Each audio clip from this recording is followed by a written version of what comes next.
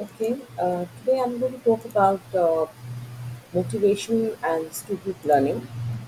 So, this this video tries to explain how motivation is related to student learning. Now, let's first see the motivation, the definition of motivation, which is an internal state. It comes from within, and it prompts, compels, and energizes an individual to act in a certain way or behave in a particular manner uh, to attain a specific purpose and for a particular goal. Now, motivation is related to learning because motivation directly affects our attention. Whenever we feel motivated towards something, we are driven towards that goal, and our body, our mind, everything is energized, and the level rises for us to, and we crave to attain that goal. Now, it influences the selection and direction of our responses in the sense that we tend to respond to certain things in the better when we are motivated towards it. We Because our attention is related to motivation, we select the things which we are motivated towards, and we kind of uh, direct our responses towards the same.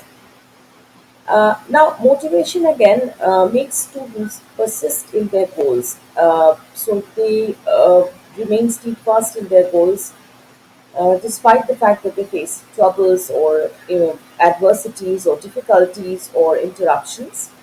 And of course, individuals' learning strategies, their cognitive processes and practices, all these are affected by motivation because um, if we are not able to do something, we tend to seek help from others. So that is because of our motivation, because we want to learn it. So we want to overcome that hurdle. Now, some facts and myths about motivation. The first myth about motivation is that failure is a good motivator.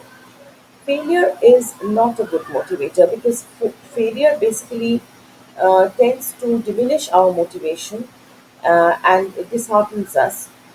On the other hand, success, even if it is to a little extent, that success gives us hope and we are able to fight back again. Now, second myth is that teachers motivate students. Teachers do not motivate students. Students motivate themselves. Teachers that just create the environment or facilitate the environment in such a way so that the students may get motivated. Now, the third myth is that threats increase motivation. It's just the opposite. Whenever you threaten somebody, the self esteem of that individual is hurt, and the self concept of that individual gets jeopardized, and so that individual tends to perform worse. Now, there are three motivational sets of students according to Covington. The first type are the failure accepting, next failure avoiding, and the third type are the mastery oriented people. Now, who are the failure avoiding ones? Failure avoiding ones are the ones who are more conscious about what others would say about their work. They're more concerned about their reputation. So they want to avoid failure at any cost. For that, even if they have to cheat or they have to go for any unfair means, they are ready to do that for shortcut methods or whatever. So they want to avoid failure at any cost. So it's related somehow to their ego. The failure accepting kind of people are the ones who have taken it for granted that nothing is going to happen to them. They are good for nothing people. So they tend to kind of feel demotivated and they accept that their failure. Uh, the third type are the mastery oriented type, that is, they are not concerned about what others think about them. They learn for the sake of learning, they learn to attain some knowledge, to gain knowledge, and to attain mastery over a certain thing. So they are not bothered about what others feel about them, they are bothered about what they feel about themselves and how happy they feel about attaining that particular goal.